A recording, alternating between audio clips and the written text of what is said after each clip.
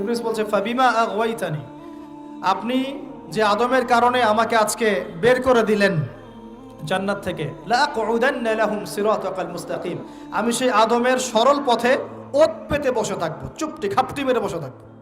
আর সুম্মা লাতিয়ান্না মিন বাইনি আইদিহিম, আমি অবশ্যই তার সামন থেকে আসব। সুম্মা লাতিয়ান্নাহুম মিন বাইনি আইদিহিম, আমি আদম সন্তানদের সামন থেকে আসব, সামন থেকে। ওয়া মিন খালফিহিম, পেছন থেকে আসব, মানে পিছন থেকে ওয়াসওয়াসা দিব। ওয়া আন আইমানিহিম, ডান দিক থেকে ওয়াসওয়াসা দিব। ওয়া আন শামাইলিহিম, বাম দিক থেকে আসব। ওয়ালা তাজিদু আকসারাহুম শাকিরিন, আপনি বেশিরভাগ আদম সন্তানকে শুকরগুজার পাবেন না। আল্লাহ পাক বলছেন, আমার বান্দারা যদি সারা জীবনও অন্যায় করার পরে একবার, যদি খালি একটাবার মন থেকে তাওবাতান নাসুহা, মানে প্রকৃত তওবা করে, খালেস তওবা করে, আল্লাহর কাছে ফিরে আসে, তার সারা জীবনের গুনাহ আমি মাফ করে দেব ইনশাআল্লাহ।